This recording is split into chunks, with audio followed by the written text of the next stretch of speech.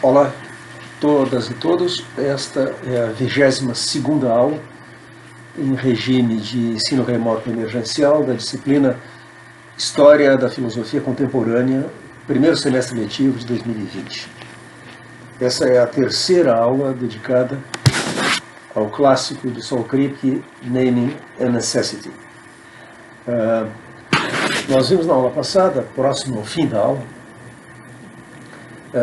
como Kripke introduz uma ideia que ele não chega a desenvolver nas conferências de Naming and Necessity, que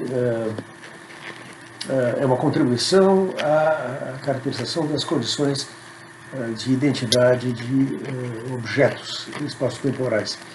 E é a tese da essencialidade das origens, a ideia de que, pelo menos, uma condição necessária, ainda que talvez não suficiente, da identidade de um objeto é a sua origem, de onde ele provém. Isso aplica-se à identidade de seres humanos, quer dizer, o que é constitutivo da identidade de uma pessoa é que ela provém de um certo óvulo, de um certo espermatozoide. Um filho dos meus pais que não fosse o resultado da fecundação de um certo óvulo determinado por um certo espermatozoide, não seria eu, seria outra pessoa. Ele faz um experimento de imaginação com a figura da rainha da Inglaterra. Imagina uma mulher qualitativamente indiscernível de Elizabeth II, que, no entanto, fosse filha do casal Harry Truman e senhora. Que assinala isso, não seria a mesma pessoa. E a gente, para se convencer disso, tem que refletir como é que nós descreveríamos a situação imaginada. É uma situação que nós teríamos alguém que é como Elizabeth II, mas não é ela. Isso se aplica também à identidade de objetos físicos. Kripke dá o exemplo da mesa diante da qual ele está falando. Uma mesa que fosse como essa aqui, da mesma cor, das mesmas medidas, etc., mas que proviesse de uma outra porção de madeira, não seria esta mesa, seria uma outra. Tá? Bom, dessas considerações sobre identidade de objetos físicos, e uma vez introduzida a tese da essencialidade das origens, Kripke dá um passo adiante e o passo adiante consiste em estender a tese da rigidez, a ideia de que nomes próprios são designadores rígidos, para as identificações teóricas da ciência natural. Na verdade, o que vai acontecer é que o teorema da necessidade da identidade, provado por Ruth Marcus em 1947, para todo x, para todo y, se x é igual a y, então necessariamente x é igual a y. Nós vimos como Marcus provava isso. Ela empregava o princípio leibniziano da indiscernibilidade dos idênticos. Para todo x e todo y, se x é igual a y, então, se f de x, então f de y. Mais o truísmo, a trivialidade de que todo objeto é necessariamente idêntico a si mesmo. E agora, tomando a propriedade de ser necessariamente igual a x, como o f no enunciado da indiscernibilidade dos idênticos, a gente tinha o seguinte, para todo x e todo y, se x é igual a y, então se x é necessariamente igual a x, x é necessariamente igual a y. E agora, como é trivial que para todo x, x é necessariamente igual a x, por simplificação a gente tem um teorema. Para todo x e todo y, se x é igual a y, então x é necessariamente igual a y. Ou como Kripke formula na conferência Identity and Necessity, proferida na Universidade de Nova York, no mesmo ano das palestras de Princeton, Naming and Necessity, podemos formular isso de uma maneira kantiana, um ar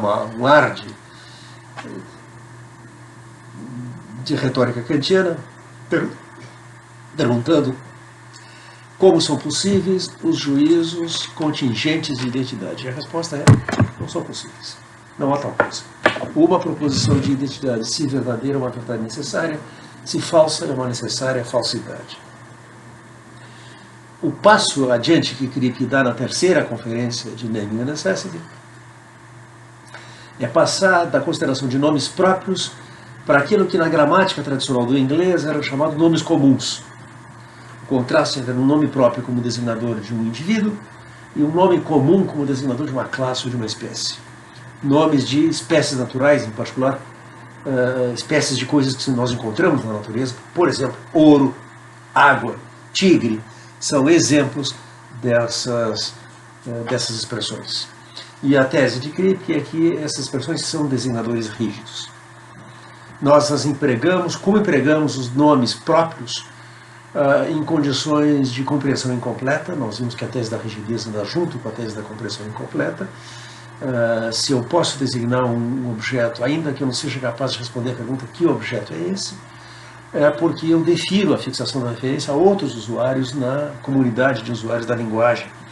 É isso que me permite falar de Sócrates, por muito pouco que eu saiba acerca de Sócrates, na medida que eu herdo o nome próprio Sócrates de outros usuários da linguagem e o uso com a intenção de falar do mesmo indivíduo de quem esses outros usuários da linguagem falavam.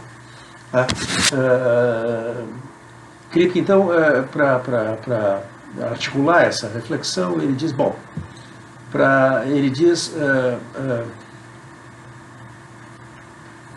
que ele deu exemplos quando tratou da identidade de indivíduos e introduziu a tese da essencialidade das origens, e ele diz, esses são apenas exemplos de propriedades essenciais.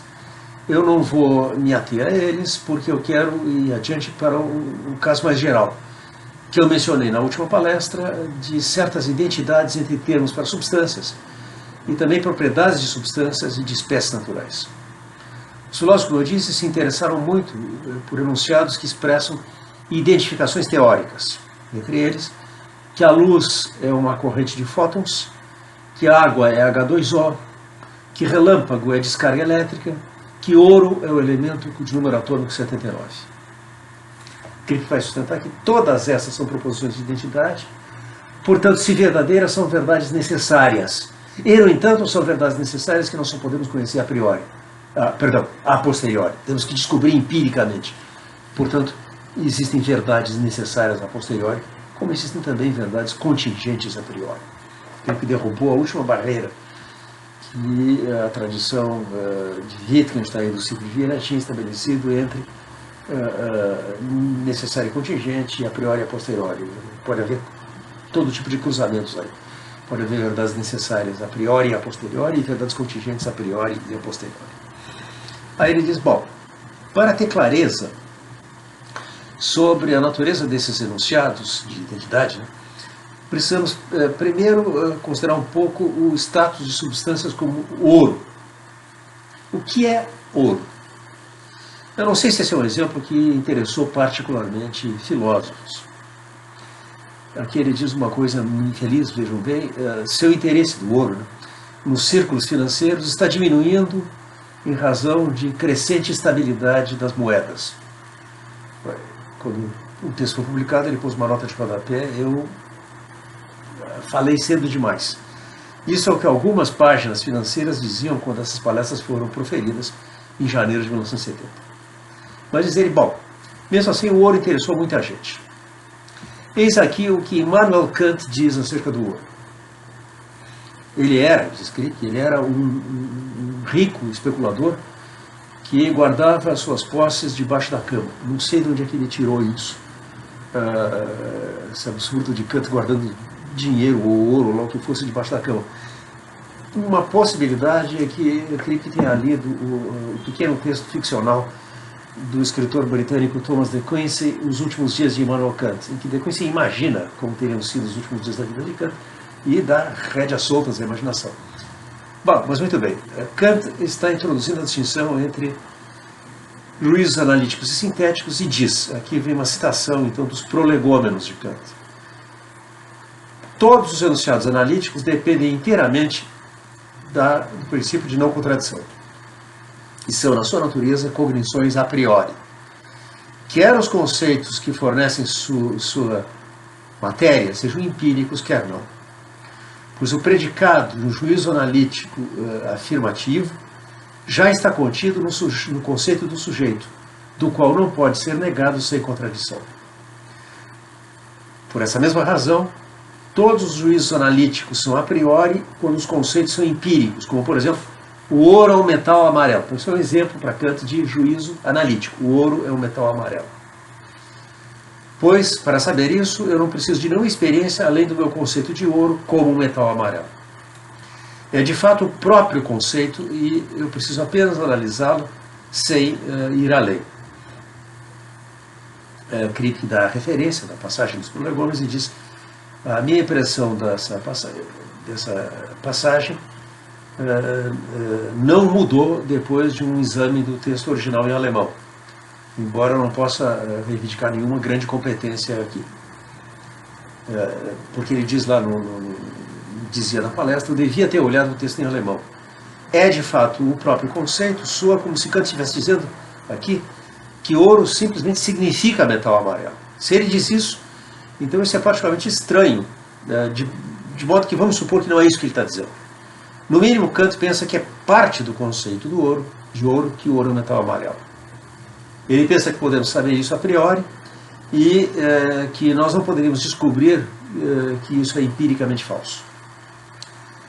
Kant tem razão acerca disso. Em primeiro lugar, o que eu gostaria de fazer aqui teria sido, em primeiro lugar, discutir a parte sobre o ouro ser um metal. Isso, todavia, é complicado, em primeiro lugar, porque eu não conheço muito química. Investigando esse assunto uns dias atrás, em alguns textos de referência, eu encontrei, numa explicação mais fenomenológica de metais, o enunciado de que é muito difícil dizer o que é um metal. O texto fala de maleabilidade, ductilidade e coisas assim, mas nenhum desses funciona exatamente. Por outro lado, algo acerca da tabela periódica dá uma descrição dos elementos como metais em termos de suas propriedades de valência. Isso pode levar algumas pessoas a pensar, de saída, que há de fato dois conceitos de metal operando aqui. Um conceito fenomenológico e um conceito científico que vem substituir. Isso eu rejeito. Mas como essa ideia poderá tentar muita gente e só pode ser refutada depois que eu desenvolver a minha própria concepção, não seria útil para mim discutir ouro ou metal como um exemplo para introduzir a minha concepção. Então, vamos considerar algo mais fácil. A questão do ouro ser amarelo. Nós poderíamos descobrir que o ouro não era de fato amarelo? Suponho que uma ilusão de óptica fosse prevalecente em razão das propriedades peculiares da atmosfera na África do Sul, na Rússia e em outros lugares onde são comuns minas de ouro.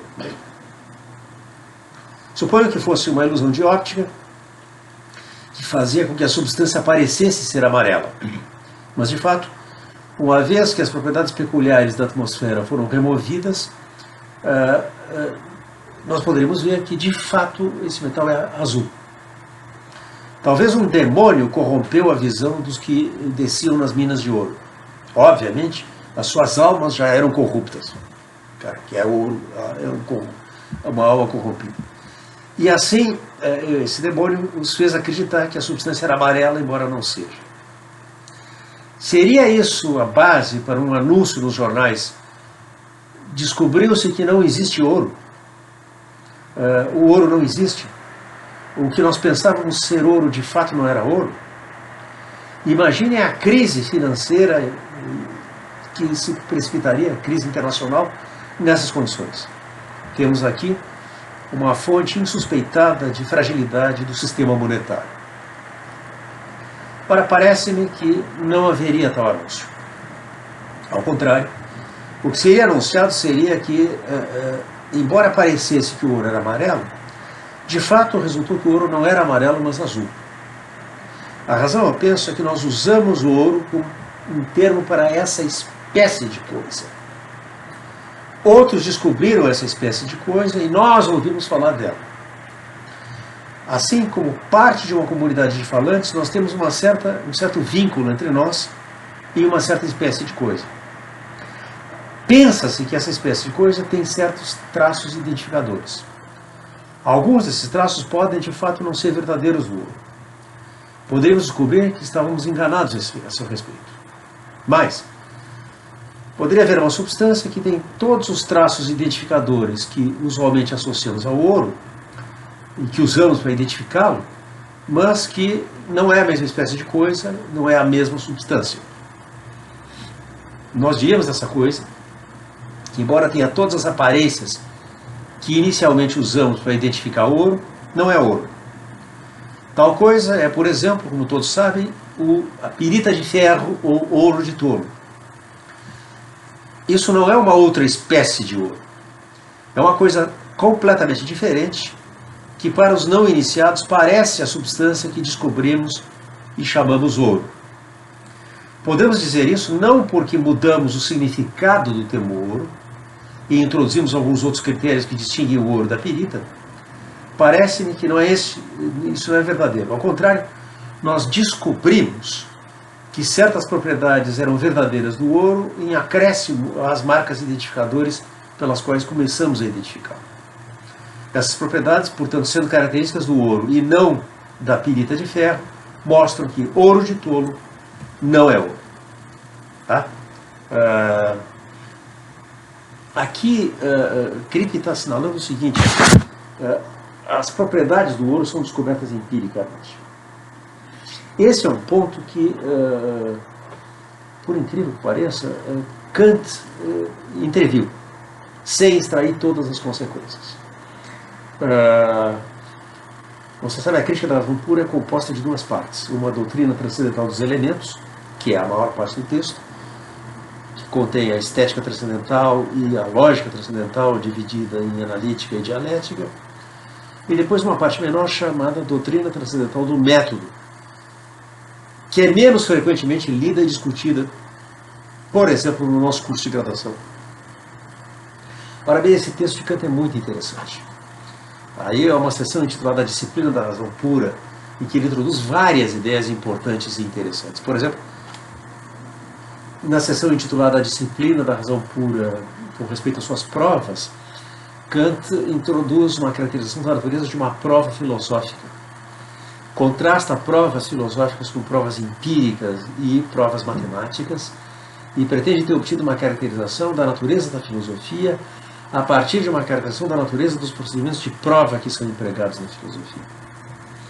Para bem, há uma outra seção dessa disciplina da razão pura, intitulada Disciplina da Razão Pura, com respeito às suas definições. E aí Kant sustenta que não pode haver definição de conceitos empíricos. E as palavras, nós podemos definir triângulo. Então, não há nenhum problema com essa definição, está em Euclides. Nós podemos definir círculo, nós podemos definir número, mas nós não podemos definir água ou ouro. Por quê? Kant diz porque as notas características do conceito de ouro, por exemplo, e o que são notas características de um conceito? São condições que têm que estar satisfeitas para algo estar na extensão desse conceito. Por exemplo, digamos que a definição de homem é animal racional.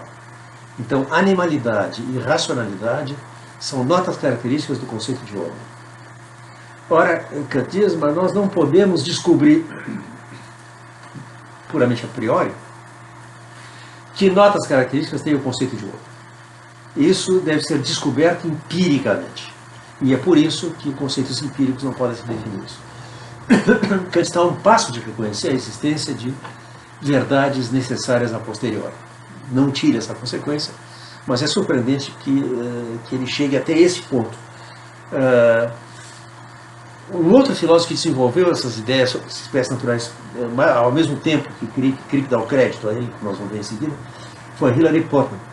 E Putnam conta que quando alguém chamou a atenção para ele, olha, o Kant na Crítica da Razão Pura diz isso aqui, a reação de Putnam foi: Kant segue roubando as minhas ideias. Tá? Bom, a ideia fundamental aqui é que quando a gente fixa a referência, a gente supõe uma espécie natural. Tá? E quando a gente diz, bom, eu vou chamar isso de água, nós temos a intenção de usar o termo água para designar tudo o que tem as propriedades que tem isso que nós estamos chamando de água. Não tudo que parece água. Do mesmo modo, o ouro é para designar ouro, o elemento de número atômico 79, mas não pirita de ferro. Precisamente por isso, o ouro, o elemento de número atômico 79, é uma verdade necessária a posteriori. Tá? Não era a nossa intenção, nunca foi a momento algum, chamar ouro tudo que parece ouro, tudo que satisfaz, que exibe a fenomenologia do ouro. Do mesmo modo, nós não chamamos de água tudo que é um metal, é um líquido insípido, inodoro, incolor, que mata a sede, etc, etc. Pode haver um outro líquido que tem essas propriedades fenomenológicas e tem uma estrutura atômica completamente diferente. Nós vamos ver o que Putnam vai fazer dessa suposição num experimento imaginário que ele introduziu 5 anos depois dessas palestras de Kripke, num importantíssimo ensaio que nós vamos ter na próxima aula, The Meaning of Meaning, o significado de significado. Tá? Então, a partir daqui, o Kripke introduz uma introdução, uma comparação explícita com as ideias do Putnam. Ele diz, vamos olhar um outro exemplo. Diz aqui, e ele cita uma passagem do livro Semantic Analysis, do filósofo norte-americano Paul Ziff. Eu digo, a palavra tigre tem significado em inglês. Se me perguntam então o que é tigre, eu posso responder: um tigre é um felino quadrúpede, carnívoro, grande, de cor amarela, com listas transversais pretas e um peito branco. Derivado, isso aqui, da definição de tigre no dicionário Oxford. E agora suponhamos que alguém diz: você disse apenas o que a palavra tigre significa em inglês. E Ziff pergunta: é isso mesmo? E diz corretamente: penso que não. O seu exemplo é: suponho que numa clareira na selva a gente diz: veja, um tigre de 3 patas. A gente deveria se confundir por causa disso? A expressão um tigre de 3 patas não é uma contradição em termos. Mas se tigre em inglês significasse, entre outras coisas, quadrúpede, a expressão um tigre de 3 patas só poderia ser uma contradição em termos. Assim, o seu exemplo mostra que se é parte do conceito de tigre que um tigre tem 4 patas, não poderia haver um tigre de 3 patas. Tá? O filósofo que, a meu ver, melhor reconhece essa espécie de considerações, nossas ideias sobre esses assuntos se desenvolveram independentemente, é Putnam, Hilary Putnam, professor da Universidade de Harvard. Num artigo intitulado It Ain't Necessarily So, um artigo de 1962, Putnam diz de enunciados acerca de espécies que eles são menos necessários, como ele cautelosamente se expressa, do que enunciados como solteiros não são casados. O exemplo que ele dá é: gatos são animais. Gatos poderiam ser autômatos, ou estranhos demônios, não é o exemplo dele, plantados por um mágico. Suponha que resultasse que eles eram espécies de demônios. Então, da perspectiva de Putnam, e penso que da minha também, a inclinação é dizer não que resulta que não havia gatos, mas que gatos resultaram não ser animais como nós originariamente supunhamos. O conceito original de gato é essa espécie de coisa, onde a espécie é identificada por casos paradigmáticos. Não é algo escolhido por uma definição puramente qualitativa. Tá? Putnam tem vários exemplos que tem uma aura de ficção científica. Ele imagina que nós descobríssemos que lápis são organismos. Você quebra um lápis e saem tripas para fora. Tá? O que seja como for, o fato é que a descoberta de que as notas, do que são as nossas características de um conceito, frequentemente, no caso do conceito empírico, só pode ser feita a posteriori, acarreta o fato de que existem verdades necessárias a posteriori. Dado que água é H2O, não é possível que água não seja H2O. Nós temos o resultado do Ruth-Marcus outra vez. Se x é igual a y, então necessariamente x é igual a y. Tá? Portanto, designadores de espécies naturais se comportam como aquilo que na gramática tradicional do inglês eram chamados nomes comuns, por contraste com nomes próprios. Nomes próprios nomeiam indivíduos, nomes comuns nomeiam espécies ou classes de indivíduos. A partir daqui, Kripke introduz 5 teses sobre os designadores de espécies naturais.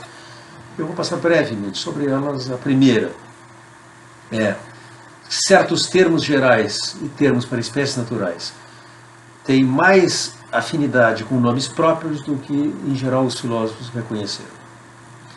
Essa conclusão vale para vários nomes de espécies. Trata-se de nomes de conta, que serve para contar, como tigre, gato, pedaço de ouro, um tigre, 2 tigres, 3 tigres, um gato, 2 gatos, 2, 3 pedaços de ouro. Ou termos de massa comum, água, ouro ou pirita de ferro. Eu posso dizer mais água, mais ouro, mas eu não digo uma água, 2 águas, um ouro, 2 ouros. Aplica-se também a certos termos para fenômenos naturais, como calor, luz, sol, relâmpago, e presumivelmente aos adjetivos correspondentes: quente, alto, vermelho. Em segundo lugar, essa nossa concepção afirma, no caso de nomes de espécie, como no caso dos nomes próprios, que a gente deveria ter presente o contraste entre as propriedades a priori, mas talvez contingentes, que um termo veicula, dados pela maneira como sua referência foi fixada, e as propriedades analíticas e, portanto, necessárias que um termo pode ter, dado seu significado, e que nós descobrimos apenas a posteriori.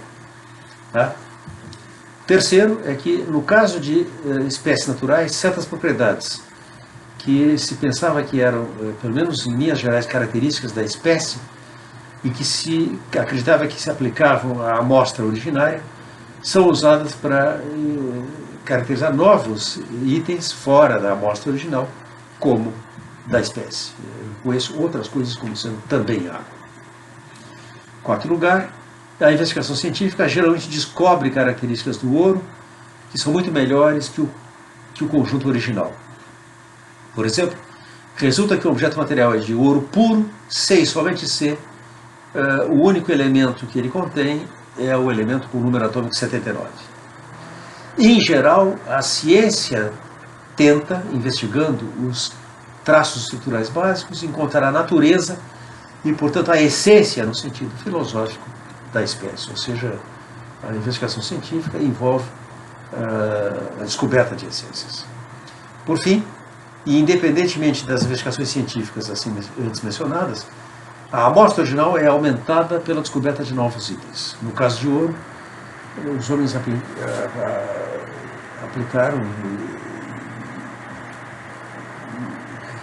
usaram um tremendo esforço para essa tarefa. Os que duvidam da curiosidade natural dos seres humanos deveriam considerar esse caso. Tá? Mais importante, o nome de espécie pode ser passado de elo em elo, exatamente como no caso dos nomes próprios, de maneira que muitos que viram muito pouco ouro ou nenhum ouro na vida podem ainda usar o termo. A sua referência é determinada por uma cadeia histórica causal e não por qualquer uso do termo. Bom, agora, Kripke tem um problema para enfrentar. E é o seguinte: se, como ele diz, proposições como a água é H2O, ouro é um elemento de número atômico 79, luz é uma corrente de fótons, relâmpago é descarga elétrica, calor é energia cinética molecular média, assim por diante. Se elas são verdades necessárias, o Kripke tem um ônus para explicar. Ele tem que explicar por que é que, então, os filósofos, em geral, e isso aqui inclui Russell, Wittgenstein, Carnap, Quine, por que os filósofos pensaram que essas proposições eram contingentes e não necessárias? De onde provém a ilusão de contingência das identificações teóricas da ciência natural? Não é resposta satisfatória o suficiente para essa pergunta dizer não, porque os filósofos têm o preconceito de que algo que só pode ser conhecido a posteriori só pode ser uma verdade necessária. Por que isso não é satisfatório? Porque nós temos justamente que explicar por que os filósofos pensam que o que só pode ser conhecido a posteriori precisa ser uma verdade necessária. Tá? E a resposta de Kripke é a seguinte, é muito importante. O que explica a ilusão de contingência das identificações teóricas da ciência neural? Bom, a resposta de Kripke é o seguinte: nós podemos imaginar situações em que nós estamos na presença de algo que tem todas as propriedades pelas quais nós identificamos o ouro, trata de um metal amarelo, maleável, etc, etc. E, na verdade, nós não estamos na presença do elemento de número atômico 79. Ao imaginar isso, parece que nós estamos imaginando uma situação em que o ouro não é o elemento de número atômico 79. Nós também podemos imaginar que nós estamos na presença de um líquido insípido, inodoro, incolor, que mata a sede, etc, etc, e não é H2O. E parece então que nós estamos na presença de uma situação em que água não é H2O. Na verdade, não é isso. Não há nenhum mundo possível em que ouro não é o elemento do número atômico 79. Isso é uma verdade necessária, portanto, isso é verdadeiro em todos os mundos possíveis. É uma necessidade metafísica. E do mesmo modo, não há mundo possível em que a água não seja H2O. Tá?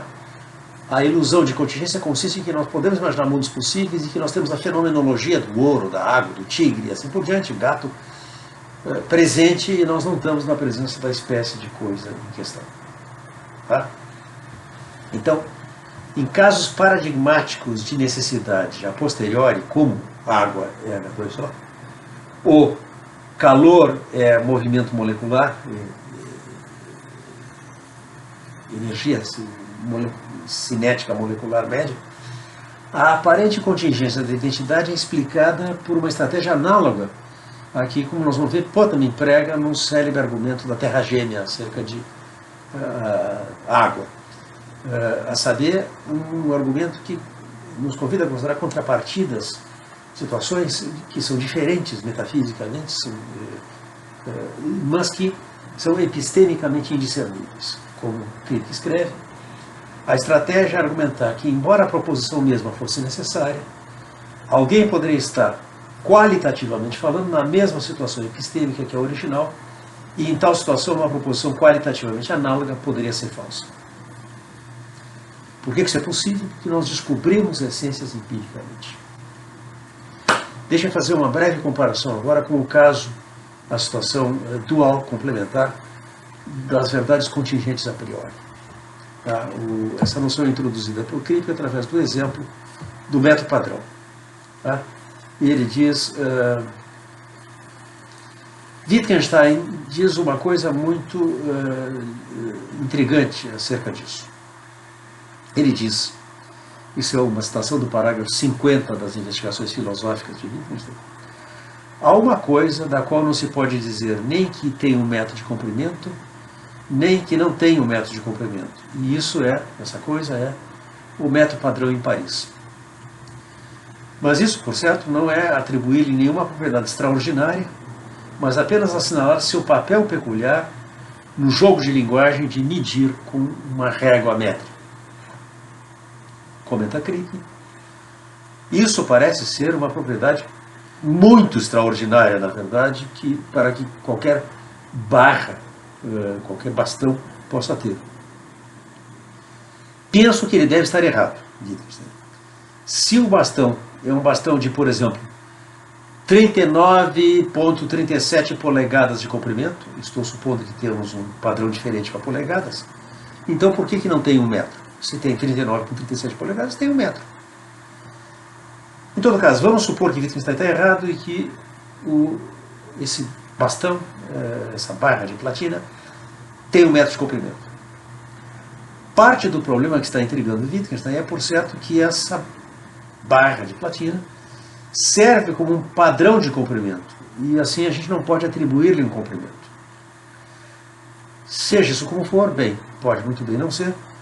O enunciado, a barra, o bastão B, tem 1 metro de comprimento, é uma verdade necessária? Por certo, o seu comprimento pode variar com o tempo. Podemos tornar a definição mais precisa, estipulando que 1 metro é o comprimento da barra B num certo tempo fixo T0. É então uma verdade necessária que a barra B tem 1 metro de comprimento no tempo T0, é uma verdade necessária? Alguém que pensa que tudo que a gente sabe a priori é necessário, pensará, isso é a definição de metro. Por definição, a barra B tem 1 metro de comprimento em T0. Isso é uma verdade necessária. Mas parece que não há nenhuma razão para concluir, mesmo para quem usa essa definição de metro, tirar essa conclusão. Pois ele está usando essa definição não para explicar o significado do que ele chamou metro, mas para fixar a referência. Para uma coisa abstrata como uma unidade de medida, a noção de referência pode não ser clara, mas vamos supor que ela é clara o suficiente para os nossos propósitos presentes. Ele usa para fixar a referência. Há um certo comprimento que ele quer assinalar, quer distinguir. Ele o assinala por uma propriedade acidental, a saber que há uma barra daquele comprimento. Alguém mais pode assinalar a mesma referência por uma outra propriedade acidental. Mas, em qualquer caso, embora ele use isso para fixar a referência do seu padrão de comprimento, o metro, ele ainda pode dizer, se essa barra B no tempo T0 fosse aquecida, então em T0 a barra B não teria 1 metro de comprimento. Por que ele não pode fazer isso? A resposta é simples. Mesmo se esse é o único padrão de comprimento que esse sujeito usa, há uma diferença intuitiva entre a expressão 1 metro e a expressão o comprimento de S em T0. A primeira expressão é usada para designar rigidamente um certo comprimento em todos os mundos possíveis, um comprimento que no mundo atual resulta ser o comprimento da barra de platina B no tempo T0. Por outro lado, a expressão o comprimento de B em T0 não designa nada rigidamente. Tá? Então, voltando ao necessário a posteriori, o ponto de crítica então é esse. Nós não pretendemos designar por água, por ouro, tudo que tem a fenomenologia da água e do ouro. Há ouro e há ouro de tolo. Há água e o que Button vai chamar, vamos dizer na próxima aula, água gêmea, twin water. Existe sensação de calor sem calor. Nós podemos estar numa situação em que a gente tem uma sensação de calor, embora o fenômeno do calor, do movimento molecular, não está se produzindo. De um modo geral, para cada objeto ou estado de coisas físico, a gente pode imaginar uma contrapartida que é epistemicamente indiscernível, que exibe as mesmas propriedades, ou como diz Crick, que é qualitativamente análoga, e que, entretanto, é, na sua estrutura molecular, matéria, origem ou outra propriedade identificadora de fato distinta. E Crick escreve, no caso das identidades entre dois designadores rígidos, a estratégia pode ser apresentada através de uma outra mais simples. Considere-se como as referências dos designadores são determinadas. Se elas coincidem apenas contingentemente, é esse fato que confere à proposição original sua ilusão de contingência. E é assim que as descrições contingentemente verdadeiras de um objeto, que serviram para fixar a referência do seu designador rígido, fornecem justamente porque são apenas contingentemente verdadeiras, a possibilidade de se conceber um estado de coisas em que está satisfeito o critério pelo qual nós identificamos esse objeto. O ouro é um metal amarelo, a água é um líquido insípido, inodoro é incolor que mata a sede, etc. O calor é um estado associado a uma certa sensação térmica, ainda que o objeto esteja ausente. E é assim que chega a parecer que o calor poderia não ter sido um movimento molecular. Pois a gente pode conceber um mundo possível em que o critério que a gente usa para reconhecer o calor, e mesmo a descrição contingentemente verdadeira desse fenômeno físico que a gente usa para fixar a referência do designador calor, estão satisfeitas as condições, ainda que nesse mundo não exista movimento molecular, não exista, portanto, calor. O passo final de Crick, os fogos de artifício da conclusão de Naming a Necessity, fim da terceira conferência de 1970, é uma aplicação dessas considerações para o exame de uma tese acerca de identidade. Se proposições de identidade são verdades necessárias, não há identidades contingentes. Crick agora aplica essa consideração para o exame de uma tese acerca de identidade. A tese materialista que afirma a identidade entre corpo e mente. Mais precisamente, a identidade entre cada estado mental e um estado físico do organismo em que esse estado mental se produz. Tá?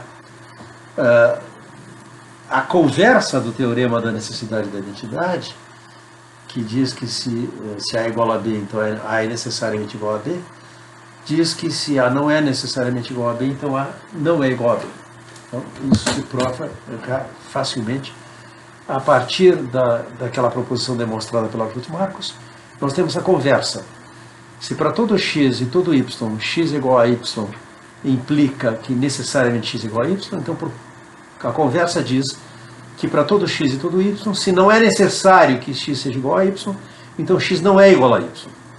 Ora, se não é necessário que p, então é possível que não p. Portanto, para todo x e para todo y, se é possível que x não seja igual a y, então x não é igual a y. A gente pode introduzir agora o sinal de inequação, a não identidade, e expressar o resultado final assim. Para todo x e para todo y, se é possível que x seja diferente de y, então x é diferente de y. E o que Kripke se propõe a mostrar agora? Que se é possível que corpo e mente não sejam idênticos, se é possível haver um estado mental sem haver um estado físico do organismo a ele correspondente, então corpo e mente são diferentes. Estado mental e estado físico do organismo são diferentes. Então, essa é a ideia central. Um estado mental pode ser diferente de um estado físico, de um estado do sistema nervoso central, por exemplo. Tá? Agora, por que é que nesse caso aqui o Kripke acha que é possível demonstrar que se é possível que A é diferente de B, então A é diferente de B?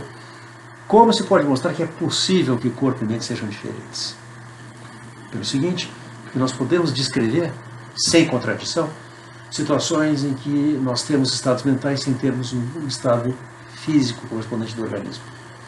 E aqui não se aplica a explicação geral que Kripke obteve para a ilusão de contingência. Não pode haver ilusão de contingência aqui. Se a aparente identidade é contingente, então é porque não há identidade.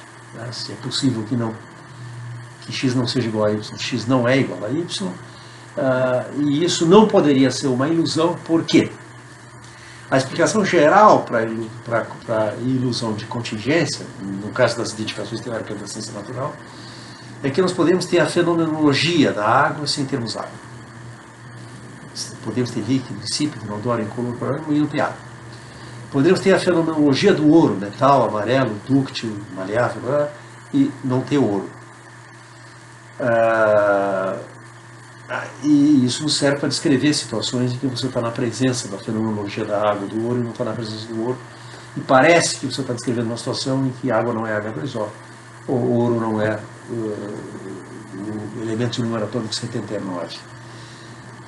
No caso dos estados mentais, todavia, ocorre o seguinte: não existe um hiato possível entre a fenomenologia do estado mental e a sua própria realidade. Se eu tenho sensação de dor, eu tenho dor. Não pode haver fenomenologia da dor na ausência de dor. Então eu não posso descrever uma situação em que está presente a aparência do estado mental, a fenomenologia do estado mental, e o estado mental não está presente. Tá? Então, se eu posso descrever uma situação, vamos imaginar que nós estamos examinando a proposição teórica apresentada pelos defensores do materialismo, dor é igual a disparo da fibra C. É uma certa inervação de uma certa fibra no sistema nervoso central. Tá? Ora, é preciso que, de ser concebível que dor não é disparo da fibra C, a ser possível que dor não é disparo da fibra C, eu possa inferir validamente. A lição geral que Kripke tinha apresentado era que, do fato de que o estado de coisas é concebível, não se segue que ele é possível. Nós podemos conceber uma situação em que água não é H2O, podemos conceber uma situação em que ouro não é o elemento de número atômico 79, não se segue daí que isso é possível. O que é concebível é o que não viola o princípio de não contradição. O que é metafisicamente possível é algo mais restritivo. as restrições metafísicas são mais estritas do que aquelas impostas pela lógica pura, pelo princípio de não contradição. Tá? Então, é preciso que a inferência de ser concebível, a ser possível que não haja identidade entre um certo estado mental, por exemplo, a dor que Paulo sentia às 3 da tarde, e um certo estado físico, o disparo da fibra C, número N, às 3 da tarde, que a inferência de ser concebível, a ser possível uma tal situação, esteja imune à objeção de que a aparente validade da inferência deve ser explicada por uma ilusão de contingência. O Kripke precisa mostrar, portanto, que uma estratégia análoga de dissipação do que resultaria ser uma mera ilusão de contingência não está nesse caso, no caso da relação corpo-mente disponível. Em outras palavras, o argumento apela para uma quebra de analogia entre os fenômenos físicos e mentais no que diz respeito à possibilidade de contrapartidas epistemicamente indiscerníveis, qualitativamente análogas. A tese de Kripke é que, para o caso dos estados mentais, não há hiato possível entre a satisfação do critério de identificação e a ocorrência do estado de coisas que a gente identifica por meio daquele critério, uma vez que o fenômeno é ele próprio a sensação. Como Kripke escreve, no caso do... Escreve não, ele falou, foi gravado e transcrito, mas enfim, no caso do movimento molecular e do calor, há algo, a saber, a sensação de calor, que é o intermediário entre o fenômeno externo e o observador. No caso físico-mental, não há nenhum tal intermediário possível, pois aqui o fenômeno físico é, por suposição, idêntico ao próprio fenômeno externo. Alguém pode estar na mesma situação epistêmica em que estaria se houvesse calor, mesmo na ausência de calor. O cara tem a sensação de calor na ausência de calor. Como um sujeito febril sente frio na ausência de frio meteorológico. Tá? Então, alguém pode estar na mesma situação epistêmica em que estaria se houvesse calor, mesmo na ausência de calor, simplesmente sentindo a sensação de calor.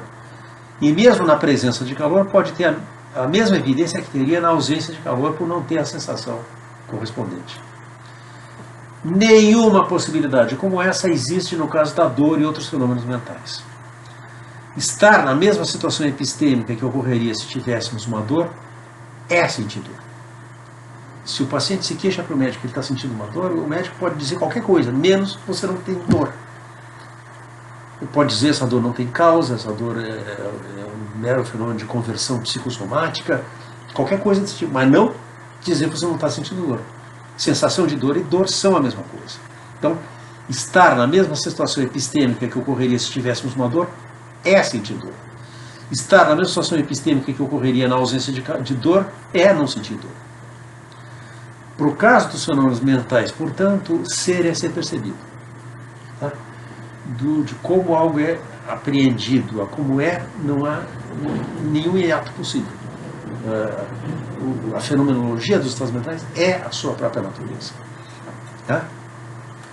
E é por isso que a descrição de um mundo possível, em que um evento físico não se faz acompanhado do evento mental correspondente, não pode ser explicada como expressão de uma ilusão de contingência, da espécie que subjaz à arraigada crença na contingência das identificações teóricas de fenômenos físicos. Tá? Como é que a gente fixa a referência do designador de uma sensação? A situação não é comparável, sustenta Kripke, daquela em que a gente fixa a referência de um termo como calor, apelando, por exemplo, para a propriedade acidental do referente calor de causar em criaturas como nós certa sensação. Num caso desses, observa Kripke, é possível que o fenômeno tivesse sido rigidamente designado da mesma maneira como um fenômeno de calor, com sua referência igualmente distinguida por meio da sensação, sem que o fenômeno fosse calor. Portanto, sem que fosse movimento molecular. Uma dor, por outro lado, não se distingue por uma de suas propriedades acidentais. Antes, ela se distingue pela propriedade mesma de ser dor, por sua qualidade fenomenológica imediata. Portanto, porque não há lacuna do parecer ao ser, para o caso dos fenômenos mentais, dos estados mentais em geral, é perfeitamente legítimo inferir do fato de que uma situação é concebível que ela é possível. Se nós imaginamos uma situação em que A não é igual a B, neste caso aqui, essa situação é possível. Ora, se tínhamos esse resultado, se é possível que A não seja igual, X não seja igual a Y, então X não é igual a Y. É possível, porque é perfeitamente concebível, que corpo e mente sejam diferentes, logo corpo e mente são diferentes e o materialismo é falso. Como que iríamos demonstrar? Kripke não defende nenhuma forma particular de dualismo. Ele defende apenas que o dualismo é uma tese correta. O dualismo pode ter uma versão cartesiana. Nós temos uma dualidade de substâncias, temos uma coisa extensa que é o corpo e uma coisa imaterial, substância pensante que é a alma. E nós podemos ter versões mais palatáveis para a mentalidade científica contemporânea, na forma de várias formas de dualismo que foram defendidas no século XX, a saber, você tem o sujeito dos estados físicos e dos estados mentais é o mesmo, não é um corpo nem uma alma, é uma pessoa é algo que tem estados físicos e estados mentais, mas justamente é uma dualidade de estados que uma pessoa pode ter, estados físicos e estados mentais. Essa dualidade, é o ponto de Kripke, é irredutível e o materialismo é falso. Corpo e mente são coisas distintas. Não precisa ser duas coisas, mas estados mentais e estados físicos são estados distintos, metafisicamente distintos, porque é possível que sejam diferentes, e se é possível que sejam diferentes, é porque são diferentes. Tá? Chega até aqui Naming and Necessity. Eu quero comentar brevemente agora sobre uma tese que Kripke apresenta de passagem em Naming and Necessity e sobre a qual ele precisou rever as suas opiniões mais tarde. E é o problema da natureza dos nomes ficcionais, dos nomes de objetos ficcionais.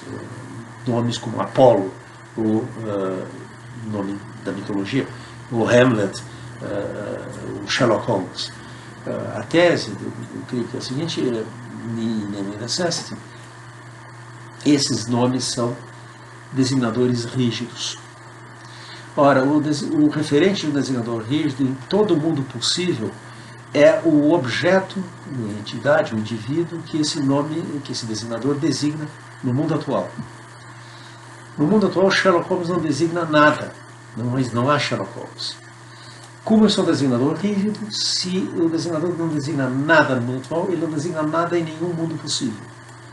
Portanto, não apenas é o fato que Sherlock Holmes não existe, Sherlock Holmes não poderia existir. A existência de Sherlock Holmes é uma impossibilidade metafísica. Kripke generaliza isso no caso das espécies naturais e apresenta a tese de que a existência de unicórnios é uma impossibilidade metafísica. Bem na primeira conferência ele anuncia essa tese e diz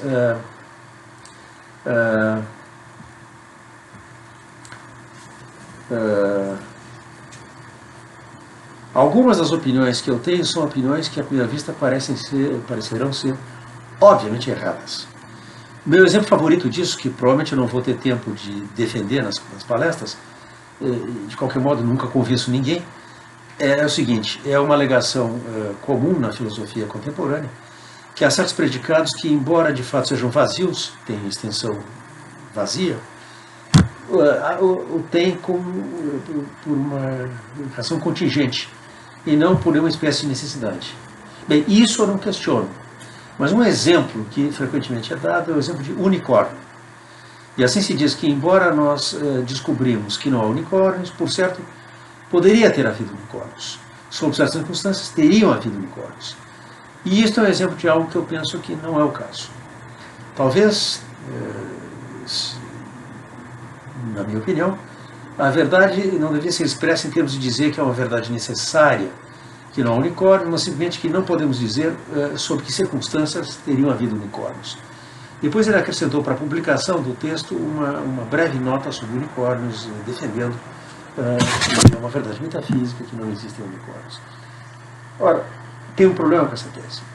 O problema é o seguinte, ela faz um colapso todos os designadores de objetos que não existem no mundo, como ele é, no mundo atual, no mundo efetivo, designariam a mesma coisa e sabia nada. Mas, intuitivamente, Sherlock Holmes e Hamlet, vamos dizer, têm designações diferentes.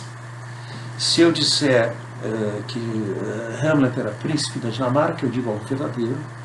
Se eu disser que Sherlock Holmes era um detetive inglês, eu digo algo verdadeiro. Se eu disser que Sherlock Holmes era príncipe da Dinamarca, eu digo algo falso. Se eu disser Hamlet é um detetive inglês, eu digo algo falso. Portanto, não se trata da mesma coisa. E, no entanto, Crick não previu absolutamente nenhuma maneira de distinguir os diferentes designadores, vazios designadores de objetos inexistentes. 3 anos depois, num ciclo de conferências que ele deu em Oxford, que é muito menos conhecido por uma razão simples. Naming and Necessity, Crick levou 2 anos para publicar. Ele deu as palestras em 1970 e as publicou em 1972. As conferências de Oxford foram proferidas em 1973, mas só foram publicadas 40 anos depois, em 2013. E por isso são muito menos conhecidas. Bom, aí Crick retorna ao caso dos objetos ficcionais e introduz uma teoria mais sofisticada e muito mais convincente. E consiste no seguinte: ele diz, olha, por que eu posso dizer que algo é verdadeiro acerca de um objeto ficcional ou que é falso? Porque eu consulto a ficção. É verdadeiro que Hamlet é o príncipe da Dinamarca porque é assim na peça de Shakespeare. E é verdadeiro que Sherlock Holmes é um detetive inglês porque assim é nos livros de Conan Doyle. Portanto, diz o Crick, há um sentido em que há objetos ficcionais. Mas, e aqui o pulo do gato, a ontologia dos objetos ficcionais é inteiramente parasitária e derivada da ontologia das ficções. Em outras palavras, se eu perguntar, existe Hamlet? A resposta vai ser sim, existe, porque existe a ficção Hamlet. Então há um objeto que é real na ficção. É um objeto ficcional, mas real. Porque há uma ficção na qual esse objeto existe. Crick contrasta isso com o seguinte caso. Na peça do Shakespeare, Shakespeare gostava muito de teatro dentro do teatro. Tem uma peça de teatro que é encenada por uma trupe de companhia de teatro no Palácio de Elsinore, a pedido do príncipe Hamlet. E essa peça é A Morte de Gonzago. Ora, não existe a peça A Morte de Gonzago, é uma invenção de Shakespeare. Tá? Portanto, Gonzago não existe nem mesmo na ficção. Enquanto Hamlet é um objeto ficcional real, por quê? Porque existe uma ficção na qual é verdadeiro que existe Hamlet. Gonzago é um objeto ficcional, porque Gonzago é ficção na ficção. Então, Crick elabora aqui uma teoria da referência dos designadores de objetos ficcionais. São designadores de objetos que existem na medida em que exista a ficção correspondente. O passo seguinte, como sempre, em Crick, surpreendente e inesperado, é uma aplicação dessa estratégia que ele desenvolveu para o tratamento dos nomes ficcionais para a percepção. A ideia também é a mesma coisa, que quando eu ao invés de uma coisa eu perceber um objeto, eu vejo essa garrafa de água. Tá? A outra coisa é eu alucinar uma garrafa de água. Como Macbeth, na peça de Shakespeare, Macbeth enxerga um punhal ensanguentado, uma alucinação. Bom, o ponto do Crick é o seguinte: da mesma forma, o objeto de alucinação não pode ser nada. Tem alguma coisa que o sujeito que alucina vê. Tem uma diferença entre alucinar um punhal ensanguentado e alucinar um elefante cor-de-rosa. E o ponto do Crick é o seguinte: o objeto alucinatório existe na alucinação. Porque há um episódio alucinatório no mundo real, existe um objeto alucinatório que existe na alucinação. Não tem nenhum outro tipo de existência. A existência é parasitária. Como a existência do objeto ficcional é parasitária da existência da ficção, a ontologia do objeto ficcional é derivada da ontologia da ficção, a ontologia do objeto alucinatório é derivada da ontologia da alucinação. Tá? E Kripke pode, portanto, sustentar sem contradição, ao mesmo tempo, que na alucinação de um punhal ensanguentado eu não vejo nada, nada está sendo visto, não há percepção, o que é alucinação, e ao mesmo tempo sustentar que não é o caso que o que eu vejo seja nada. Porque dentro da experiência alucinatória existe um objeto distintivo que ocorre aí.